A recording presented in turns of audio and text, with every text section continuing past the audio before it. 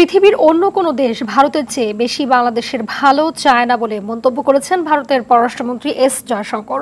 নয়াদিল্লিতে নিউজ 18 আয়োজিত ভারত সামিটে অংশ নিয়ে তিনি কথা জানান। এছাড়া বাংলাদেশে খুব দ্রুত নির্বাচন অনুষ্ঠিত হবে বলেও আশা প্রকাশ করেন তিনি। বুধবার এক প্রতিবেদনে তথ্যটি নিশ্চিত করেছে ভারতীয় সংবাদ মাধ্যম first post.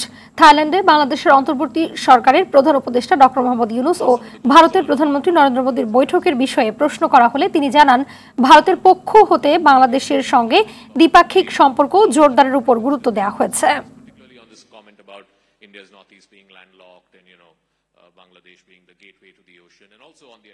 Our relationship with Bangladesh, for historical reasons, is a very unique relationship.